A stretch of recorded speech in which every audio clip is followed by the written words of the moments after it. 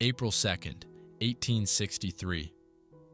Richmond, the Confederate capital, in the thick of the American Civil War. Women are taking to the streets. At first, just a few hundred. Ordinary city women, wives, mothers, widows of soldiers gone to the front. But the crowd swells by the minute, and before long there are several thousand of them. And they're not carrying signs, they're carrying knives, hatchets, heavy kitchen cleavers. Some of them have pistols. They march toward the square in front of the Capitol building, and from there into the shops and warehouses along the city's main commercial streets. They break down doors, storm inside, and take everything they can carry. Not gold, not jewelry, not fine clothes, sacks of flour, bread, grain, food. The city is choking under the weight of war and ruinous prices. In just a matter of months, the cost of a simple loaf has shot up so high that an ordinary family can no longer afford it.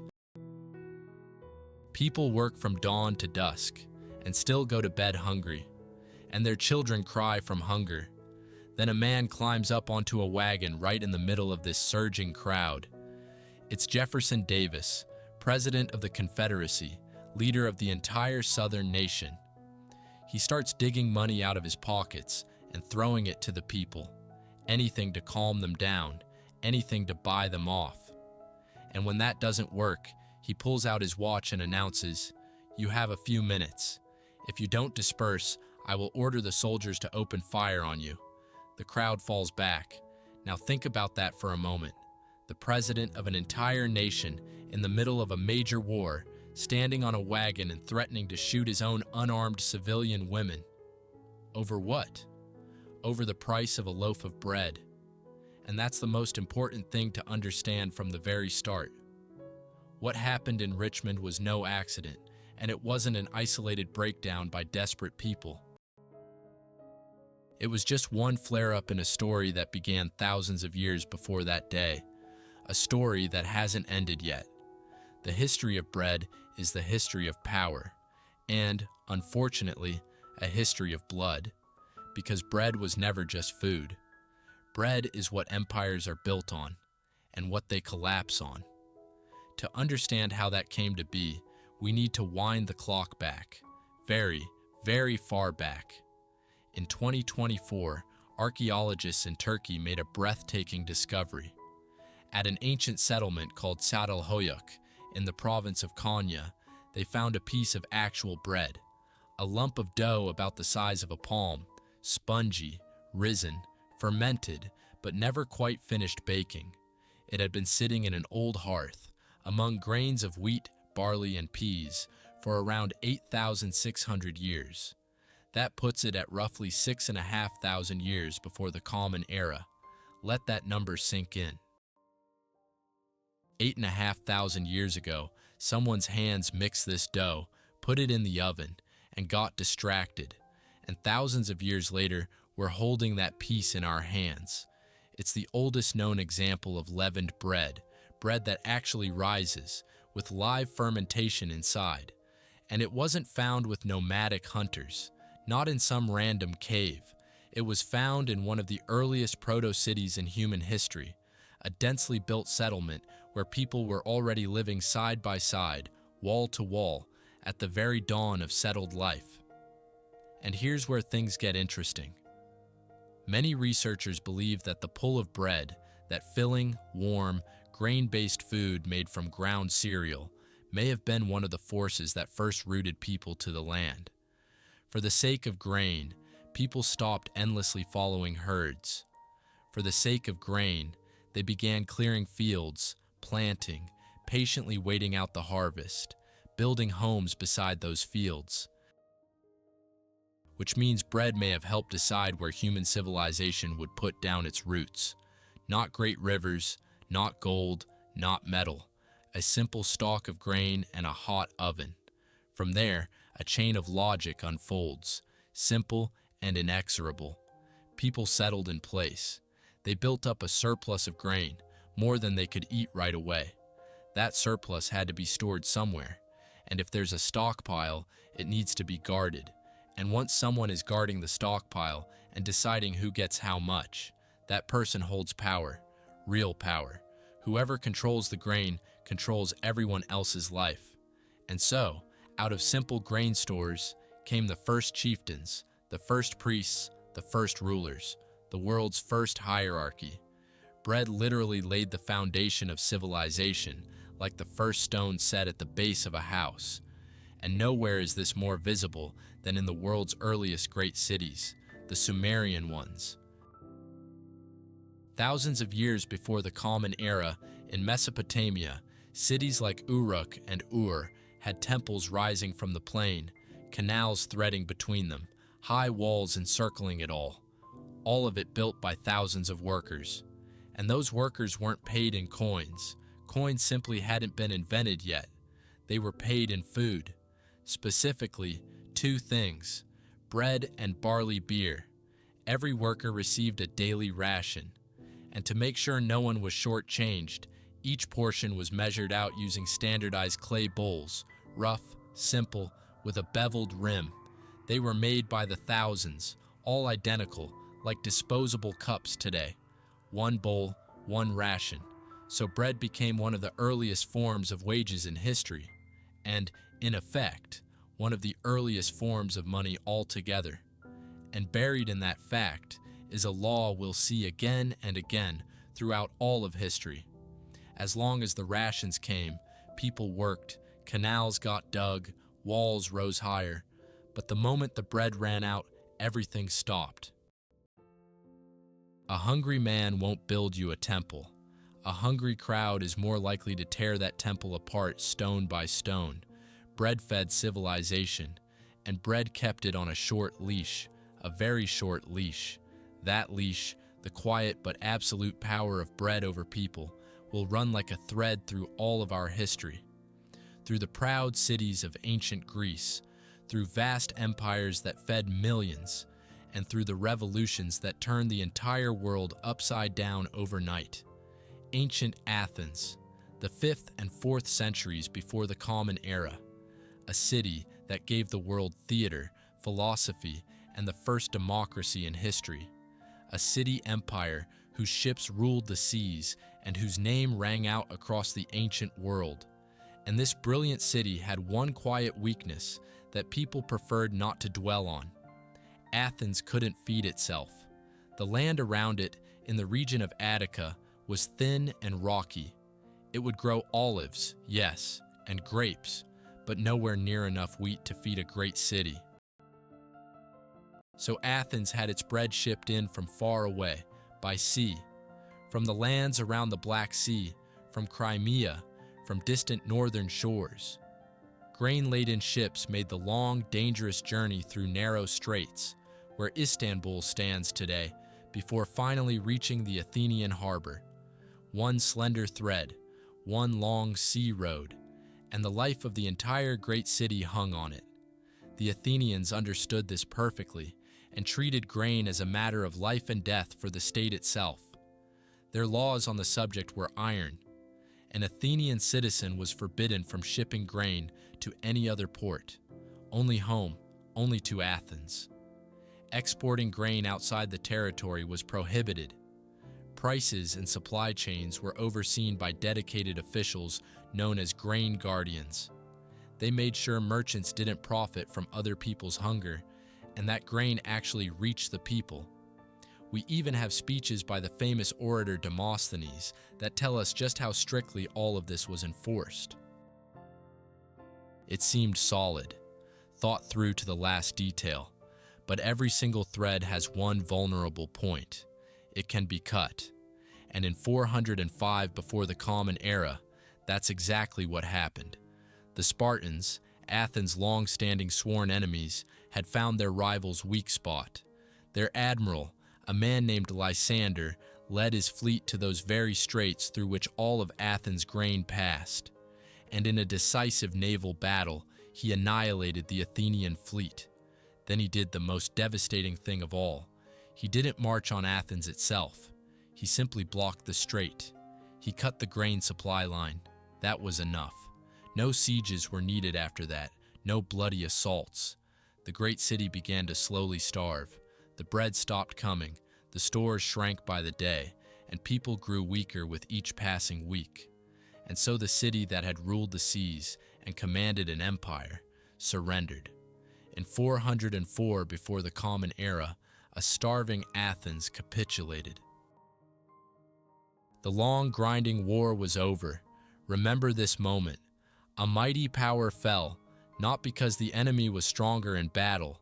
It fell because someone clever simply cut off its bread supply. That's the first face of bread's power, the power of the one who can take it away. Now let's jump forward many centuries, and much farther east, to the vast, bustling, wealthy city of Istanbul, the heart of the Ottoman Empire. This city fed more than 500,000 people, 500,000 mouths, every single day. And the empire's rulers had learned one lesson well. Bread was far too important to leave to the mercy of markets and the greed of merchants. Here, power turned a different face toward bread, not to take it away, but to keep it under tight control. The system was thought through down to the last detail. Wheat was brought into the capital from every corner of the vast empire, from the Balkans, from the lands of Asia Minor, from distant Egypt. All bakers were organized into guilds, something like mandatory trade unions, where everyone was visible and accountable. An official price ceiling was set for bread, above which selling was simply not permitted. And special market inspectors walked the streets and shops. These were men every baker in the city feared. An inspector would walk into a shop, pick up a loaf, and place it on a scale right in front of the owner. Short wait. The owner had cheated his customers, used less dough than required. Punishment. The inspector would check quality. Had the baker mixed something cheap and worthless into the dough to cut costs? Punishment, and sometimes a very severe one. The state made sure that a poor man spending his last coins would receive honest, full-weight, genuine bread. Why all of this? Why would an emperor of such magnitude personally concern himself with the weight of loaves in neighborhood shops? The answer is simple and harsh. The bakers of the capital were a string pulled taut. The moment bread rose in price or disappeared from the shelves, a riot broke out. The urban poor rose up. Even the fearsome janissaries rose up, the Sultan's own elite soldiers, because they ate that bread too. An empty stomach doesn't distinguish rank or title, and so cheap, affordable Istanbul bread wasn't simply food. It was the pillar holding up the peace of an entire vast empire. Remove the pillar, and everything starts to shake. And now, the final and most ominous stop, Russia, the year 1917. The country is worn to the bone by a long and terrible world war. In the capital, Petrograd, the cold is brutal, and bread is running short. There's grain in the country, but it isn't reaching the city fast enough. Trains have stopped somewhere, tracks are buried in snow somewhere else, and enormous queues form outside the bakeries. People stand in the freezing cold for hours. Frightening rumors spread that bread will soon be rationed, issued only in strictly limited portions, and the people standing in those queues are mostly women, factory workers, mothers with nothing to feed their children. On the 23rd of February by the old Russian calendar, International Women's Day, the textile workers on the outskirts of the capital couldn't take it anymore. They walked away from their looms and took to the streets, and they had one simple, desperate demand, which they shouted at the top of their voices. Bread. Not overthrow the government, not sweeping political slogans, just bread. Give us bread. We have nothing to feed our children. But that cry turned out to be the spark. Workers from the factories joined the women. Massive strikes erupted, and the entire city ground to a halt. And then came the moment that decided everything. The soldiers sent to suppress the crowds refused to fire on their own people and crossed over to the side of the uprising. Within just a few days, Tsar Nicholas II abdicated. 300 years of his dynasty's rule, a vast empire that had seemed eternal, collapsed. And it all started with a bread queue. 3 eras, 3 completely different worlds: proud Athens, magnificent Istanbul, snow-covered Petrograd. And the same law running beneath them all, as simple as a loaf itself. Hold the bread, and you hold the people. Lose the bread, and you lose everything. We tend to think that law belongs somewhere back there, in the dusty pages of history textbooks. That in our time, with factories and supermarkets, bread is just another item on a shelf. But is that really true? So bread shaped the fate of empires for centuries. And somewhere along the road to our own time, bread itself began to change rapidly, right before everyone's eyes. First, mills fitted with heavy steel rollers learned to strip everything unwanted from the grain. Out went the bran, the tough outer shell. Out went the germ, the tiny heart of the kernel, where all its strength and goodness were stored. What remained was a snow-white, light, cheap flour. Beautiful? Very. Except that along with the shell and the germ went nearly everything of value. But we'll come back to that in a moment. Meanwhile, the machines kept pushing further. In 1928, in a small American town in Missouri, an inventor named Otto Rohwedder installed his remarkable machine in a local bakery. It did one simple thing. It sliced a whole loaf by itself into even, uniform pieces. People were so delighted that the language produced a saying about the greatest invention since sliced bread. It's still used today for any brilliant new thing. The soft, uniform, perfectly even factory loaf became the new standard of everyday life. And people grew so attached to it that something almost absurd happened. In January of 1943, in the middle of the war, the American authorities decided to save resources and temporarily banned the sale of pre-sliced bread. They simply asked people to buy whole loaves and slice them at home. What followed was remarkable. The outrage was so widespread and so fierce that the ban was lifted within just a few weeks. People simply couldn't do without their sliced bread anymore. But behind all that whiteness and softness, trouble was hiding. Remember the bran and the germ that were stripped out for the sake of beautiful flour. Along with them went substances that were essential to health, and that hit people in a very real way. In the early 20th century, a terrible disease swept through the American South, pellagra. The skin broke out in sores, strength drained away, the mind grew confused, and people died. Hundreds of thousands fell ill. Tens of thousands died. For a long time, no one could identify the cause. People assumed it was some kind of contagion. It was a doctor named Joseph Goldberger who spent years, persistently and methodically, proving otherwise. It wasn't an infection. It was poor diet. A diet containing almost nothing but corn and this empty, refined starch. People were simply lacking the substances that ordinary whole bread had once given them. And that's when the government took a step that says a great deal about the power of bread.